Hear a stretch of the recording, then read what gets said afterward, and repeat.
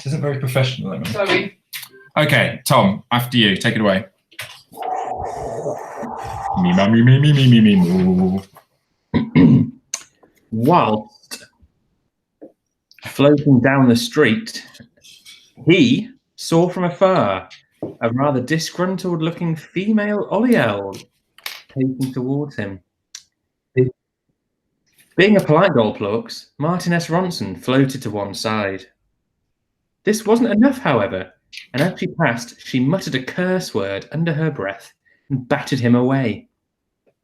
This wasn't the start that Martin S. Ronson had been hoping for, and it wasn't the last time he would have an interaction with the daughter of the king, and it wasn't the second.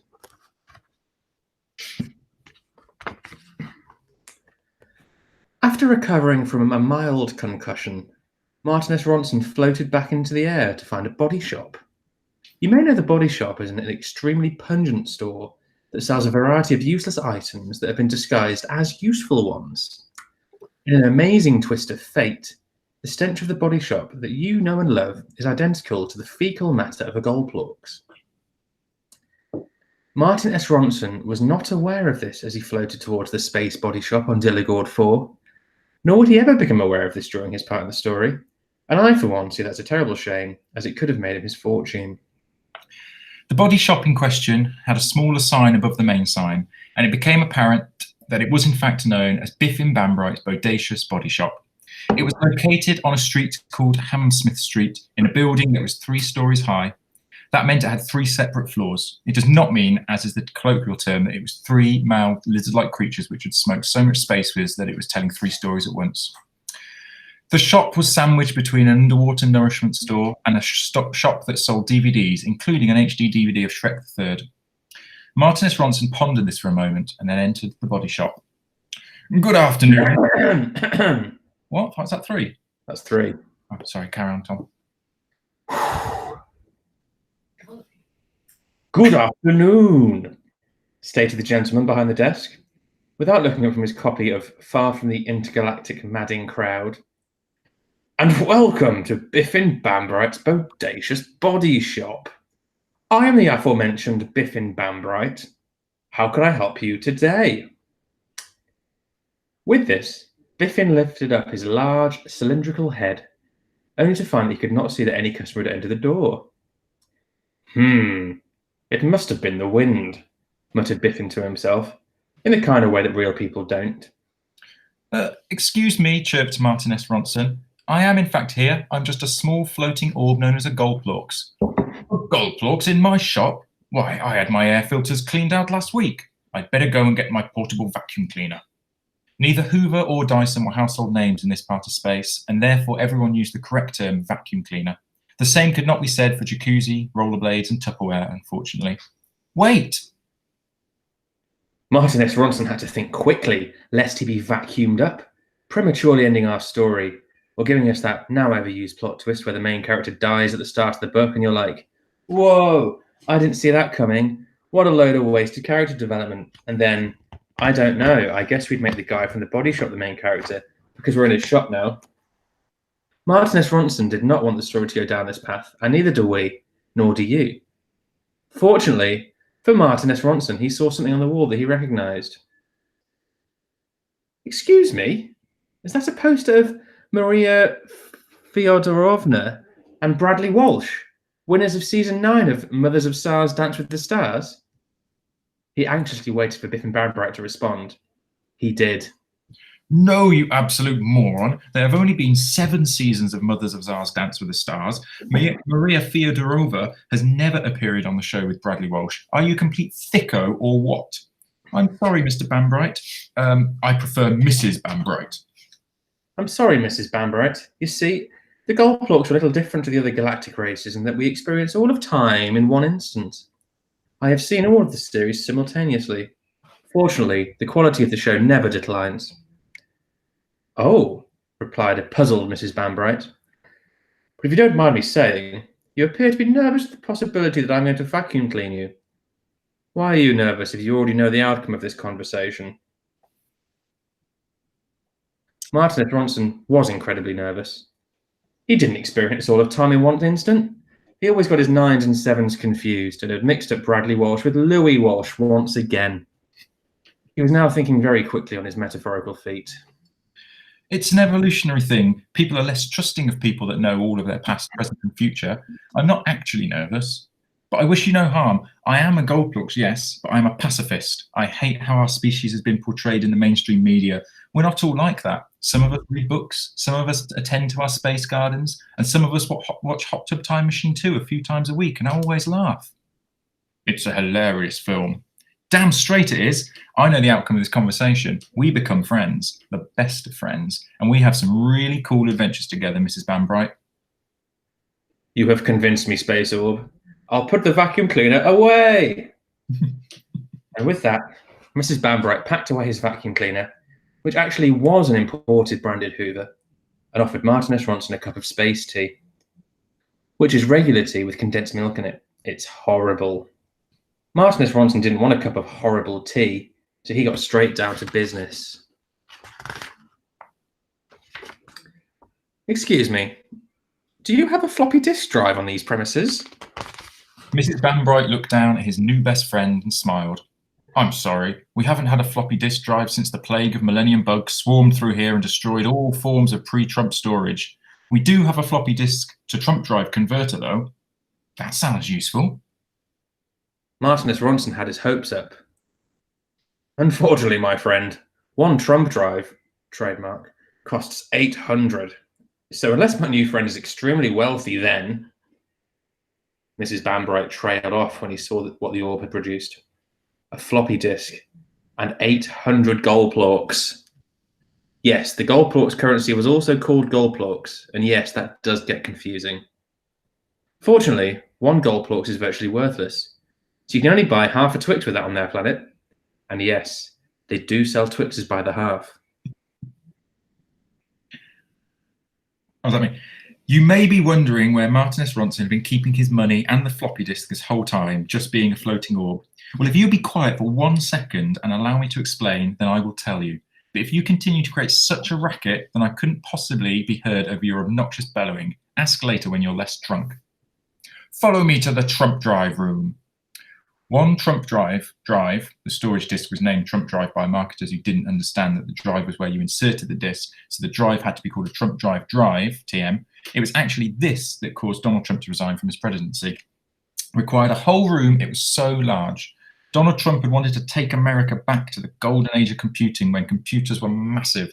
With the technology of the day, however, this meant that each Trump Drive, trademark, drive, could read petabytes of data in microseconds and was eventually heralded as a great idea. Take that, Congress. Martinus Ronson wanted so badly to know what was on the floppy disk he had been carrying through space. He inserted it into the floppy disk conversion slot on the Trump Drive and waited. The machine made its initial whirring sound. There were no moving parts in a Trump Drive, but they added a noise after the first few hundred were returned because people wanted to hear their damn computer doing some damn work. The two space acquaintances moved around the output console. They waited as the loading bar got to 99% and then stayed there for a while. They drank some space tea. Finally, the loading bar disappeared and the contents of the floppy disk were presented. Both space acquaintances let out an audible gasp. The screen was blank. Oh, exclaimed Mrs. Bambright, the floppy disk is in the wrong way round. They turned over the floppy disk. Immediately, the Trump Drive, trademark drive, turned itself off. All of the machines in the shop turned themselves off, and then they all turned themselves on again, only this time something about them was gravely different. Now here is the picture from this chapter. It is a parachute with Dave Benson Phillips's face on it. And it says, the gentle descent of Martin S. Ronson. There you go. Okay. For the daughter of the king. Of the king? Is that, who's reading that? Me. You. Remember the daughter of the king that Martinus Ronson floated into earlier? Well, you can call her Stardew. Her actual name was something completely different, something that not only is so difficult to pronounce that your speech systems are required to vomit 3 times in order to get the correct timbre of the first syllable, but it cannot be typed with a QWERTY keyboard or even the symbols section on Microsoft Word, which does appear to have all the symbols you could ever wish for. No, she went by the name Stardew because it made life easier. It also sounded badass. You might be thinking that in space everyone would have got bored of putting the word star in the title of things, but no, it was still cool. She was still really hacked off. Why was it that she, the daughter of the king, was having to be stationed on this rubbish little planet with its terrible economic systems and gold plorts hanging around on street corners? Her father, the king, had sent her away over 16 space years ago to ensure civil responsibilities were being upheld by the good people of Dilligord 4. And to be honest, they often were. Streets were kept clean. Bad people were locked up. Cigarette butts were viciously thrown back at people who dropped them on the street. And this all resulted in one thing for Stardew: a dull life. Her life here was particularly boring. She went to work each day and had seen so many TV shows that you could say it was box, game, set, and match for TV. Watching TV all day sounds really fun at first, but it grows tiresome. Some days she would go for a scout around the towns and cities of Dilligord 4 looking for some trouble. And when she couldn't find any, she would chill out by her pool or play space croquet. It was a dull, dull life of leisure. Today, that was all going to change. She'd had enough. This Yoffa debacle had been the last straw, and she was completely cross. Storming through the streets, she had but one destination: her office in the town hall. She was going to pick up her hoverbike and then drive across the city to her ship, which was parked in one of the most expensive docking stations on Dilligord 4. You may have thought that her plan would have been to rewrite that constitutional error that had resulted in the terrible financial pickle that the planet was in. But no, she was beyond this. She now intended to destroy the whole planet, constitution and all. She knew, of course, that her father would be furious at this action, but so what? He had forsaken her here all that time ago. And anyway, he was 0.5 light years away, which was still really, really far, even though it wasn't a whole number. She entered the town hall, which was, as always, buzzing with a plethora of space creatures that had jobs to be getting on with. If you were to look around when standing in this hall, you would have been in awe of all the amazing aliens and creative minds that come up with their designs. It'd be similar to that scene in Harry Potter series where Harry first enters Diagon Alley and is blown away by all the wizards and magic. He also does this at Hogwarts, the Ministry of Magic, the Quidditch World Cup, Ron's house, and Hogsmeade. Get over it, Harry. Stardew, however, was in no respect blown away. She had entered this hall almost daily for that reason, and for that reason alone, she shot past all the fantastically thought-up alien species and headed straight down corridors, along hallways, and up space elevators to the reception of her office. Her office was pretty futuristic, even for space. Everything was very shiny, and there were flashing red lights all over the place. Along one wall was what looks like an old 1960s computer system, printing out slips of papers with numbers on. These numbers referred to the state of the planet's political and civil situations, but underneath the 7 printers were waste paper baskets, which were slowly being filled. Stardew hadn't looked at one of these slips for about 17 months, and nothing had really gone wrong. She did shred and recycle every slip, though. She used to use the shredding paper as bedding in a hamster's cage. Behind a sci-fi typewriter, the keys are hovering and the paper is see-through, was sitting her trusty but kind of past it receptionist, Mr. Carmichael. He was sipping a cup of tea, regular tea, not space tea, and playing the incredibly racist game Space Invaders, which people sort of tolerated because he was old. Mr. Carmichael was a good-looking alien for his age. He always looked dapper, and today he was sporting a navy blue checkered skinny suit with a matching bowler hat perched on top of his waxel rump, right on the top of his head where waxel rumps are supposed to be. That was a really long paragraph. Yeah, it was, wasn't it? A page. Oh, good afternoon, Mrs. Goysher, Mr. Carmichael said slowly. I didn't expect you to be coming in today. Goysher was Stardew's surname, and she liked the way Mr. Carmichael didn't call her Stardew, as it helped maintain the employee-employer relationship. I know, Mr. Carmichael, but there's been a slight change of plan with my schedule. and I've decided to destroy Dilligord 4 immediately. I'm not sure I can keep that. Dear me, Miss Gwisher, that's a rather drastic course of action to take on such a sunny afternoon. Wouldn't you rather join me for a game of Space Invaders? Stardew grimaced at this. It really was sickening that such a game was ever made. I'm sorry, Mr. Carmichael, but this is just the way it's got to be. I'm completely sick of this whole planet. It really deserves to be destroyed once and for all. She said this last bit in an evil overlord kind of way, with a little bit of a cackle, but Mr. Carmichael didn't notice. Well, I can only assume that this whole destruction of the planet thing means that the cold hand of death is finally to come knocking at my door. Will I get any sort of redundancy package to enjoy in my last few moments of my life? Maybe the rest of the day off to spend with my exceptionally, ridiculously large extended family? Of course, you can pay me in any form of currency you wish. The death of Mr. Carmichael hadn't really occurred to Stardew until this moment. She had been thinking about the desolation of Dilligord 4 as a sphere hanging in the sky, rather than the home of many living souls, one of whom was her trusty receptionist, who was extremely skilled in turning away clients and telling people on the phone that Mrs. Goysh isn't here at the moment, when she clearly was. No, everyone else on this planet could burn for all she cared, but not Mr. Carmichael. No, Mr. Carmichael, there'll be no redundancy package for you this day, Stardew exclaimed triumphantly. Mr. Carmichael looked crestfallen. He'd been working for Stardew for 16 years, given the best years of his life for her and her family, and had never taken a sick day in all that time.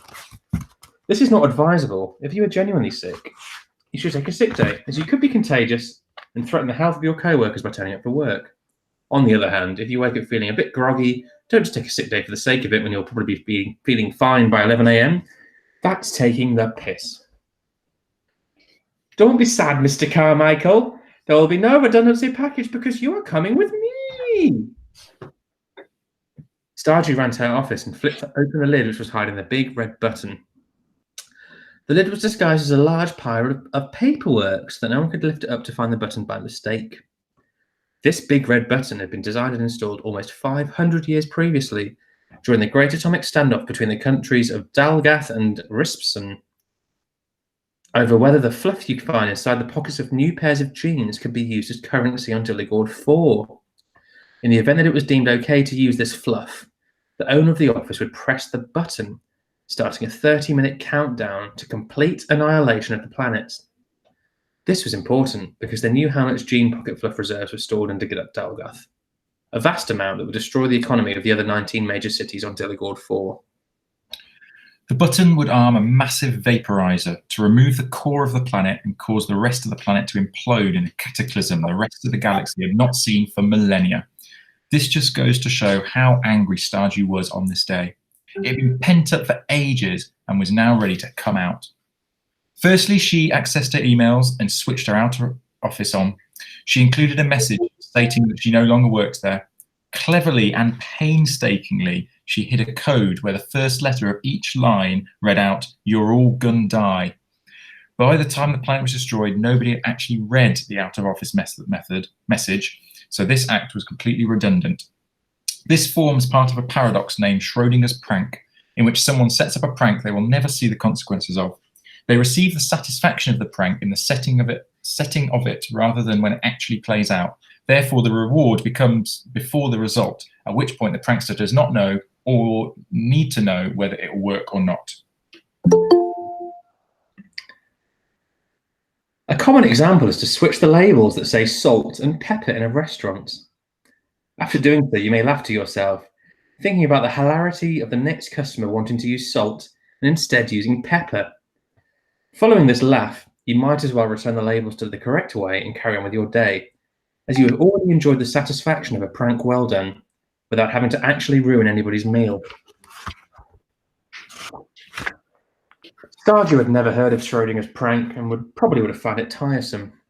She looked around her office, and with no real feelings of remorse, she hit the button. 30 minutes! Cried out a pre-recorded voice from long ago. The voice played out across the whole planet, and everyone with fully functioning copular organs stopped what they were doing. They stared up at the sky, breathing what was to be one of their last few hundred breaths, depending on how tired they were and the type of respiratory system they had.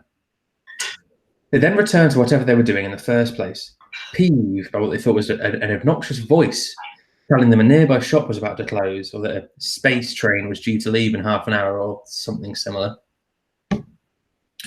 Back in the office, Stardew stared at the button.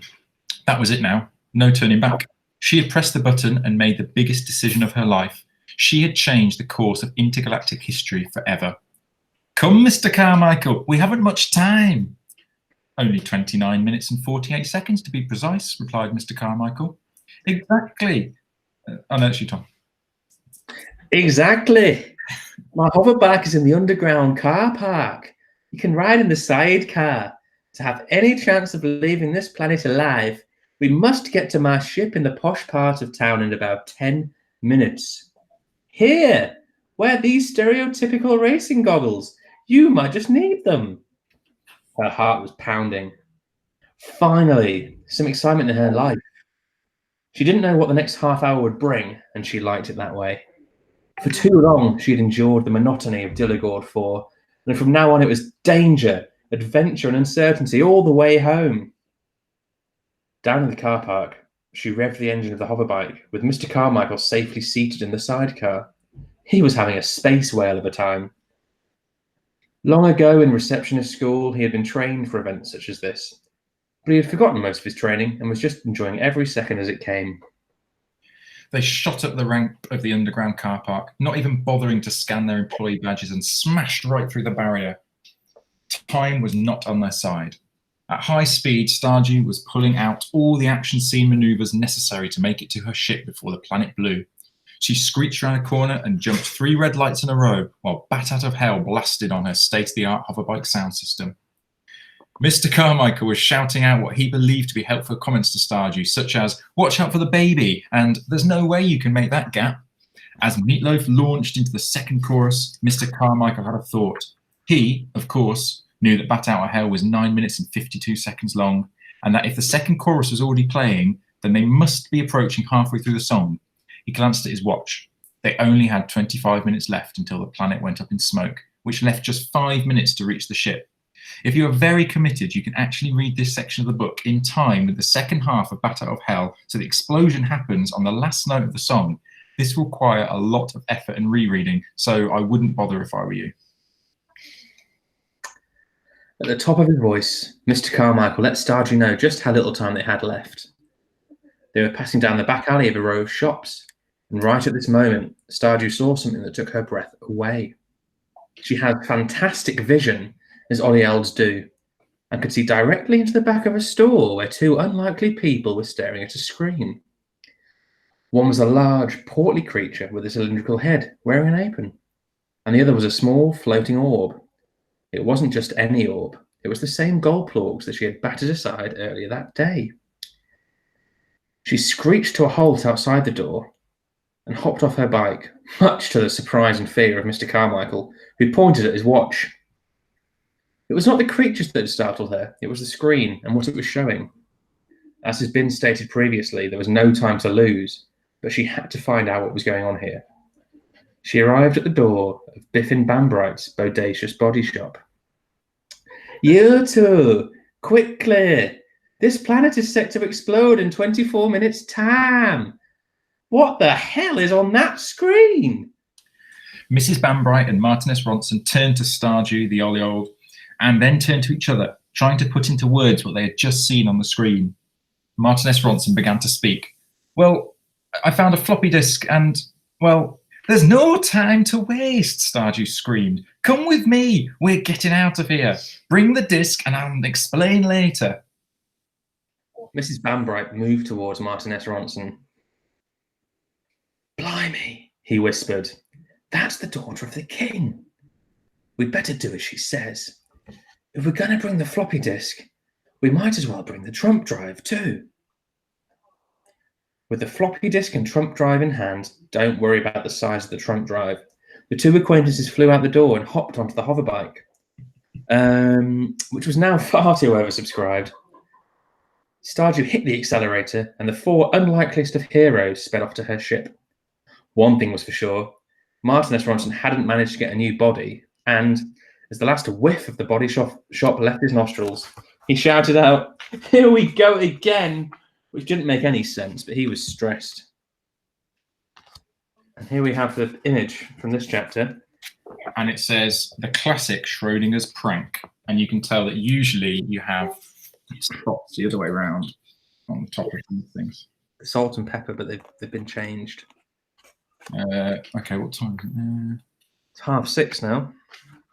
Next one's quite short. We didn't start till about 5 past. How short? Like just a few pages. Keep going. Keep going. Okay, we'll keep going. Part 5. Yeah. That was me. Goldplorks didn't usually ride bikes, neither pedal-driven nor petrol-fueled. In fact, Martin S. Ronson was the first to don a tiny, tiny motorcycle helmet. There was one left over from Stardew's recently deceased space hamster named Roger, and feel the wind against the front side of his orbular body/face. He was loving it. Mrs. Bambright, however, used to ride in a motorcycle gang and had killed twice. The first time was an accident. He left his bike unlocked outside a space Audi and it rolled down a hill and crushed a toad. The second time was not an accident. The first toad he killed had a large extended family who were the largest gangster family in the country. They came for him, but as they were toads, were very easy to overpower. He had once killed the nastiest looking toad. Once he had killed the nastiest looking toad, who was named Felix, the rest of the family scarpered. The king's daughter was a very average hovercyclist. She had passed her test, but only just. If she wasn't the daughter of the king, then the assessor, who just happened to be the cousin of the king, may not have judged her so lightly. But the universe is a nepotistic place, so here she is with a license. To be fair, she probably would have passed eventually, so it's not too much bother. They arrived relatively unscathed to the posh part of town, just as they could hear Meatloaf's vocal cords straining from the previous 9 minutes of overwork. The vocal cords formed a union in 2008, and Meatloaf's performances have never been the same again. The four amigos leapt from the hoverbike just as it exploded, as always happens at the end of Bat Out of Hell. "What fortune!" exclaimed Martin S. Ronson. "That wasn't fortune," replied Stardew. "I'm shit hot." It was fortune. Dun, dun, dun. Sometimes, when I am asleep, I like to think about space and how big it is, and how small that makes me feel. But then I remember what an incredible writer I am, and my ego inflates, and then space starts to look a bit smaller, and before long I'm claustrophobic and feel as if the sides of space are pushing up against my cheeks. This is how our four space heroes were currently feeling. The ship was built for two, but only really comfortably held one, like a two-alien tent. They were now three full-sized aliens, one of whom was a little overweight, and a small floating orb crammed inside. It was not ideal. This isn't ideal, stated. No, that's pretty odd. This isn't ideal, stated Mrs. Bambright. "Correct," replied Stardew. "This ship is only a two-seater, and I just use it to hop from planet to planet from time to time. Sometimes I use the spare seat to hold my bags or jacket, and sometimes I use it to hold an alien whom I'm on a date with. Anyway, enough of this jibber jabber. This planet is about to explode. The key is in the back pocket of my jeans, but I can't quite reach it like this." It may or may not have been mentioned by this point, but Stardew had an incredible space arse, supported in a pair of excellent Levi 501s. It would be fair to say that Mrs. Bambright had certainly noticed this. He practically jumped, which wasn't anywhere near possible in the cramped spaceship conditions, at the opportunity to pull a key out of the back pocket of her jeans. "I reckon I can reach it if I stretch my central arm out counterclockwise," said Mrs. Bambright. And so he did. Weirdly, as he pulled the key, which was of the classic key shape, out of the back pocket of Stardew's jeans and away from that lovely space bum, it had a strange kind of bluish goo attached to the bottom, which stringified and dripped as he pulled it, and until it snapped, leaving a residual residue on the key. Mrs. Bambright decided not to make not to make a scene of this scene and gently wiped the goo on his own jeans from peacocks. This little moment of existence had absolutely no bearing on the rest of universal history, so forget about it. It is literally not going to make another part in this story. It is for this reason that I have never and will never watch the film The Butterfly Effect. Stardew took the key from Mrs. Bambright and inserted it into the ignition and turned it. A mighty roar sounded and the ship began to vibrate violently. Purple smoke flew out the exhaust, knocking over a group of passing Stapengua school children, sparking many potentially dangerous cell mutations. Stapenguas are very small creatures about the size of your average insect, and therefore don't really matter and no one cares if they die. Unless you check your car exhaust every time for spiders, every time you start the car, then you have no right to think that this is sad. And I bet you don't.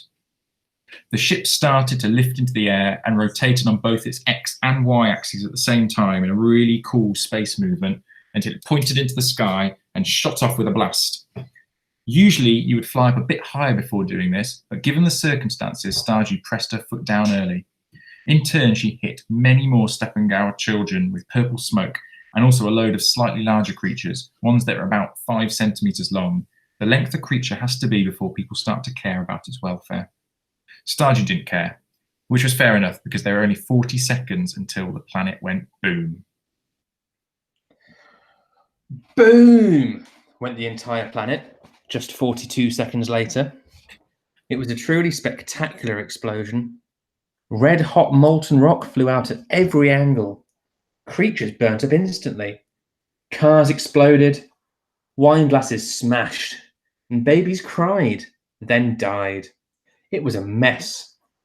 A few other ships had managed to escape on time, but the death toll was over 400 billion lives.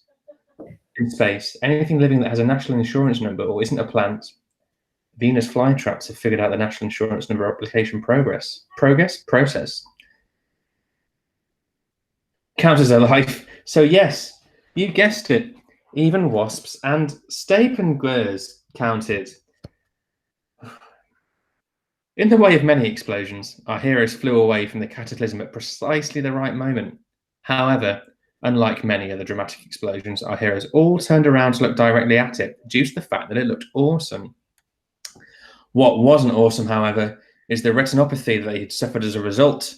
But in the heat of the moment, they had no care for permanent retinal damage and simply thought to themselves that looks awesome.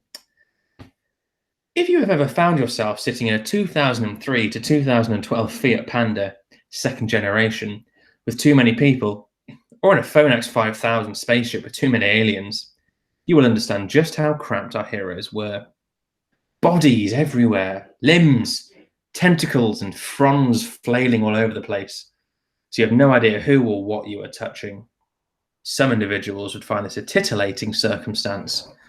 Of course, we tend not to speak of those kinds of people anymore, do we? Dun, dun, dun. 20 minutes or so passed. The ship was pretty speedy and it moved away from the remains of the planet, which was now floating about in a big space mess that the Intergalactic Council would very shortly get complaints about. The group could see stars all around them and the occasional dwarf planet or asteroid. However, for each individual, most of their vision was filled by the body of the alien next to them. It was Biffin Bambright who decided to bring up the most pressing issue, which you may be surprised to hear wasn't the lack of space. So, you two, I guess we better introduce ourselves. My name is Mrs. Bambright, and this here is my very new acquaintance, Martin S. Ronson. What you saw us looking at on the screen of the Trump Drive, trademark, drive, back on Dilligord 4, was the contents of a floppy disk that Martin S. Ronson acquired before he landed on our planet. Stardew and Martin S. Ronson had noticed each other, and there was a definite recognition between the two due to Stardew's very rude interaction earlier on her way from the Yoffa shop. Neither of them mentioned anything, though, and it was never spoken of again.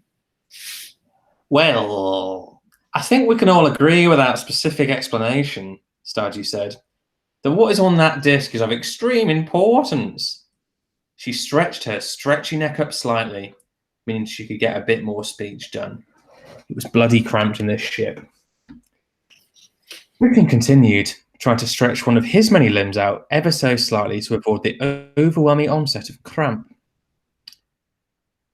Well, it seems apparent to me that the whole fate of the universe depends upon every sentient species gaining knowledge of the contents of this disc. You're right, Stardew said. Not quite sure how to achieve that, though. Maybe we should sit down and have a brainstorm about it. Unfortunately, I don't have a flip chart in here. Mr. Carmichael's turn to speak. He was looking pretty peeved at the cramped conditions. He was used to a roomy office or the back of an executive space taxi. Look, folks, that's not his accent. Look, folks, if we're going to be a universe-exploring, floppy disk-toting space team, we're going to need a bigger ship. It's as simple as that. One where we can sit around playing space chess and practice our sword fighting. What are you on about, Mr. Carmichael? What's space chess? We don't have any swords, retorted Stardew. Well, it's like normal chess, but... Oh, whatever. You're right, though. We can't travel through space for long periods of time in this ship.